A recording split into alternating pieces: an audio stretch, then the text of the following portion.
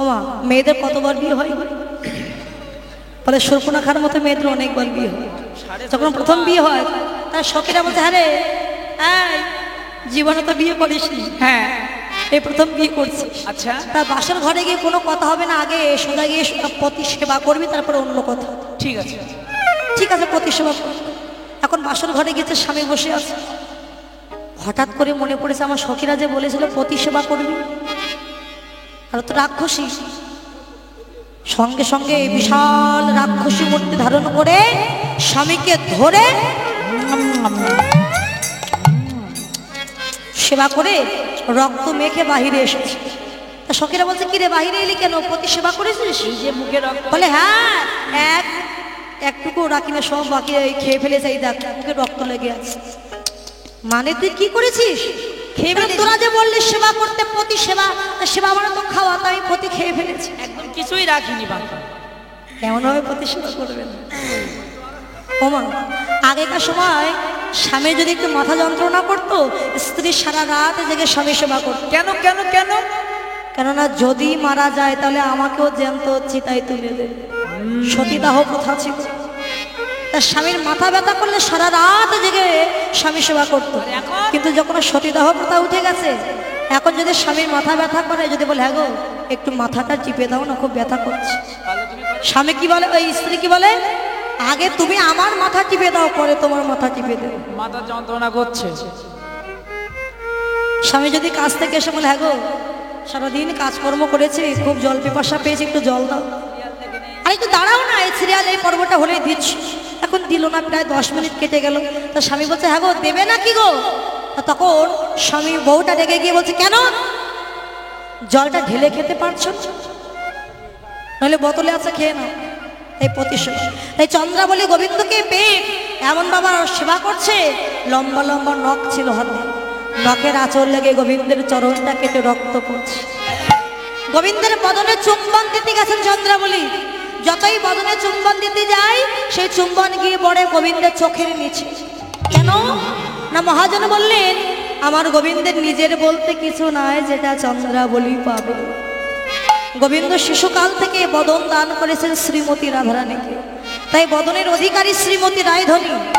বক্ষ দিয়েছেন ভৃগুমণিকে, আর চরণ দিয়েছেন বলিরাজকে, আর দুখানা কর দিয়েছিলেন যমুনা। তার তো অবশিষ্ট কিছু না, যেটা চন্দ্রাবলী পাবে। তাই গোবিন্দকে পেয়ে মনের মতো সেবা করে প্রাণ গোবিন্দকে বুকে জড়িয়ে ধরে ঘুমিয়ে পড়েছে চন্দ্রাবলী। এদিকে প্রথম প্রহর গেল, দ্বিতীয় প্রহর গেল, তৃতীয় প্রহর গেল, রাধারানীর কুঞ্জে গোবিন্দ এলো না। রায়ধনী বলে, সখী ললিতা, এই ফুলের মালা গেঁথেছি বধুর জন্য, বধূ তো এলো না। এই মালা আমি যত দেখবো আমার জ্বালা দ্বিগুণ বেড়েছে। যা সখী, এই মালা নিয়ে তুই যমুনার জলে ভাসাবি। ললিতা যখন মালা নিয়ে যমুনার জলে ভাসাতে গেছে, যমুনায় আমার ভক্তা হয়ে বলে, কেঁদে কেঁদে বলে, ললিতা গো ললিতা, যে গোবিন্দের জন্য রাধারানী কাঁদছে, সেই গোবিন্দের জন্য আমিও কাঁদি। আর গোবিন্দের জন্য গাথা মালা, ওই মালা যদি আমার বক্ষে ভাসায় দাও, ভাসায় দাও, আর আমি যদি ওই মালা গ্রহণ করি, আমি যে কৃষ্ণ সেবার অপরাধী হয়ে যাব। দয়া করে মালা ভাসিয়ে দিও না, আমায় অপরাধী বানাও। কথাটা শুনে মালা নিয়ে ললিতা বলে, রাধে তোর মালা তুই নে। যমুনা তোর মালা গ্রহণ করলো। রায়ধনী সেই মালাটা নিয়ে বসে বসে কাঁদছে, আর বলে, সখী বন্ধুর লাগিয়া সেজ বিছাইল, গাঁথিনো ফুলের মালা, মালা তাম্বুল সাজাইনো, দীপ পূজারিন, মন্দির হইল আলা। এত সুন্দর করে বধুর জন্য কুঞ্জ সাজিয়েছে, কিন্তু আমার বধূকে এলো না। সই পাচে এসব হইবে আন, সেহান নাগর গুণের সাগর, কাহে না মিলল। কি করবো সখী, আমার বধূ তো এলো না। এদিকে প্রাণ গোবিন্দ চন্দ্রাবলীকে পেয়ে মনের সুখী বাবা ঘুমিয়ে আছে। যেই না ভোর হতে যাচ্ছে, হঠাৎ গোবিন্দের ঘুম ভেঙে গেল। তাকে দেখলো কি, চন্দ্রাবলী ঘুমিয়ে আছে। ও চন্দ্রা, ভক্তরা আমাকে সাধনা করে পায় না, আর তুমি আমাকে পেয়ে ঘুমিয়ে পড়েছ। যে মানুষ ঘুমিয়ে পড়ে তার দেহটা বর্তমানে মরা কুঞ্জ।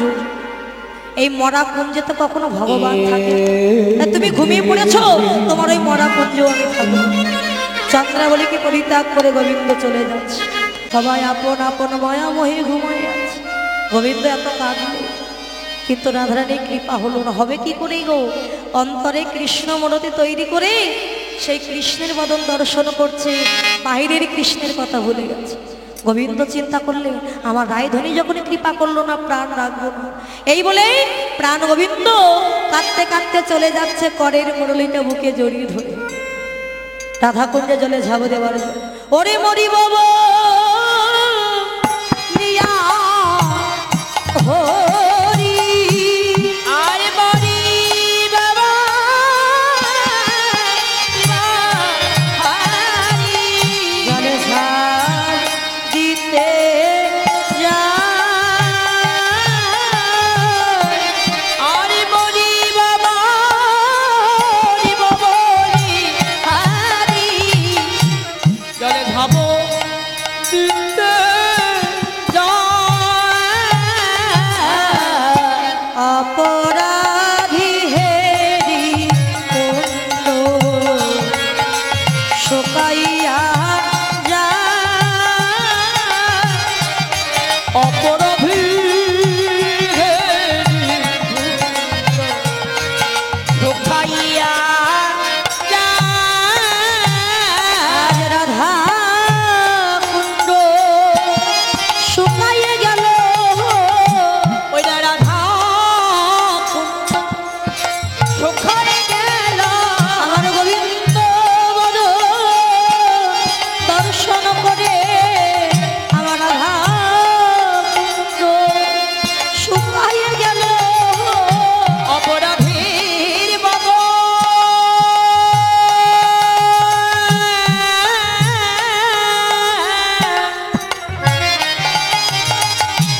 দর্শন করে রাধা কুণ্ড শুকাই গেল। অপরাধী হেরি কুণ্ড শুকাইয়া যায়। এই রাধা কুণ্ডে জলে ঝাঁপ দিতে গেলেন বাবা, সঙ্গে সঙ্গে রাধা কুণ্ডে জল সব শুকিয়ে গেছে। কেন? রাধা কুণ্ড বক্তা হয়ে বলে গোবিন্দ তুমি অপরাধ করেছো রাধার চরণে, তাই যতক্ষণ রাধার কৃপা না পাবে আমার কৃপাও তুমি পাবে না। তাই গোবিন্দ কোনো উপায় না পেয়ে রাধা কুণ্ডের তীরে রাধা নাম অঙ্কিত করে ধুলাই পড়ে গড়াগড়ি দিচ্ছে।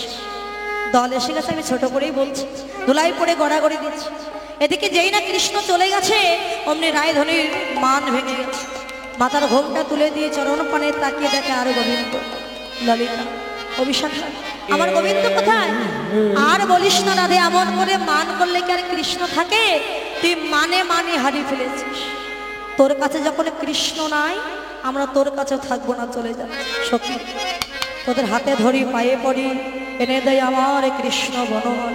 বনমালী আমি ভুল হয়ে গেছে সঙ্গে, এমন ভুল আর হবে না। আমার কৃষ্ণ এনে দেন। এই বলে রায়ধনী কাঁদছে। সখীরা বলছে রাধে কাঁদিস না, মান করেছিস, বেশ করেছিস। হ্যাঁ। মানের গোড়ায় ছাই দিয়ে বড় বড় পাতা হবে। কচু হবে। আমরা যাচ্ছি তোর কৃষ্ণ ধনা। সখী রে, যাওয়ার আগে তোর চরণ ধুলি আমায় দে। কেননা জগতে ভক্তরা কাঁদে কৃষ্ণ চরণ পাবে বলে, আর কৃষ্ণ কাঁদে রাধার চরণ পাবে বলে। তোর চরণ ধুলি আমায় দে। তাই চরণ ধুলি নিয়ে বৃন্দা দেবী যাচ্ছি। ধুতে যাই যাই যাই রে ঠমকি ঠমকি, ধুতে যাই যাই যাই যাই রে ঠমকি ঠমকি, ধুতে যাই। বৃন্দা দেবী যাচ্ছে, হঠাৎ দেখছে ওই যে গোবিন্দ ধুলাই পড়ে গড়াগড়ি দিচ্ছে। তা গোবিন্দকে দেখে না দেখার ভান করে চলে যাচ্ছে। গোবিন্দ দেখতে পেয়ে ডাক দিয়েছে, ও বৃন্দে বৃন্দে বৃন্দে। বৃন্দা বলে আমি যাচ্ছি নিজের কাজে, কে আমার পাশে ডাকে? ও গোবিন্দ তুমি? তাই বলো। আমি ভাবলাম কে না। বৃন্দা আমার রাধার কি মান ভেঙেছে? বলে হ্যাঁ মান ভেঙেছে, তাই মান রাজার পূজা করব বলে ফুল নিতে এসেছি। কি ফুল? আমি কৃষ্ণকলি ফুল নিতে এসেছি। সখী আমার অন্যায় হয়ে গেছে, আমি অপরাধ স্বীকার করছি, রাধার সাথে আমায় মিলাই। শোনো বধূ, অপরাধ যখন করেছো তার সাজা তোমায় পেতে হবে। কি সাজা? তোমাকে সাজতে হবে মালিনীর বেশে। বাবা, বাবা। যারা ফুল তোলে, মালা গাঁথে, মালা বিক্রি করে, তাদের বলা হয় মালিনী। তা মালিনীর বেশ কোথায় পাবো? যোগমায়া মা মালিনীর বেশ এনে দিল। মালিনীর বেশে কৃষ্ণকে সুন্দর করে সাজিয়েছে। বধূ, তুমি আগে ছিলে পুরুষ, এখন হয়েছো নারী। তা বলো তো, নারীর কোন চরণ আগে চলে? ডান চরণ মানে পিছনের চরণ আগে চলে। নারীদের কোন চরণ আগে চলে মা? পেছনে। বাম চরণ। তা ভুলে যেন ডান চরণ আগে দিও না, বধূ, নয় ধরা পড়ে যায়। আর মাথায় ঘোমটা দিয়ে থাকবে যাতে রাধা তোমায় চিনতে না পারে। ঠিক আছে। তা কিছু ফুলের মালা নেই, গোবিন্দ মালা বিক্রি করতে করতে যাচ্ছে। ও ব্রজবাসী, হ্যাঁ, তোমরা কি কো মালা নেবে গো? ওকে ব্রজবাসী, হরি বল, হরি বল। তোমাকে মালা নিবে গো। ওকে ব্রজবাসী, তোমাকে মালা নিবে গো। ওগো ব্রজবাসী, ও মালা এক গাছি নয়, দুই গাছি নয়, আমি মালার হালা এনেছি। ওকে ব্রজবাসী, তোমাকে মালা নিবে গো। ওকে ব্রজবাসী, মালা বিক্রি করতে করতে গোবিন্দ যাচ্ছেন, এদিকে বৃন্দা দেবী চূড়াবাসিনী আগে আগে যাচ্ছে। ও রাধে, কিরে সখী, তুই একা এলে, আমার গোবিন্দ কোথা? আর বলিস না, তুই এমন করে মান করেছিস যে আমার গোবিন্দ প্রাণ ত্যাগ করেছে রাধা কুঞ্জের জল। বিশ্বাস হয় না। বলে বিশ্বাস হয় না, আমার জানি বিশ্বাস হবে না। এই দেখ, কৃষ্ণের চূড়ার বাসী, সত্যি তো কৃষ্ণ চূড়াবাসী। আমার গোবিন্দ যখন বেঁচে নেয়, আমিও বেঁচে থাকতে চাই। এই বলে রায়ধনী যাচ্ছে শ্যামকুঞ্জে প্রাণ বিসর্জন দিতে। আর ওই মালিনী বেশ দাঁড়িয়ে গোবিন্দ এসে বললেন, দাঁড়িয়েছে। বৃন্দা বলে, ওই দেখ একজন মালিনী আসছে, ওই মালিনীর কাছে জিজ্ঞাসা করি তোর প্রাণ গোবিন্দ বেঁচে আছে। ও মালিনী, শোনো শোনো, এদিকে এসো। তোমার মালার কি কি গুণ আছে গো? বলে অনেক গুণ আছে। অনেক গুণ। যদি শাশুড়ি জ্বালা যন্ত্রণা দেয়, হ্যাঁ, এই মালা পড়লে আর জ্বালা দেবে না। ননদি জ্বালা দিলে জ্বালা থাকবে না, পতি বিরহ জ্বালাও থাকবে না। সব শুভ সংকেত। ও আচ্ছা মালিনী, তোমার নাম কি গো?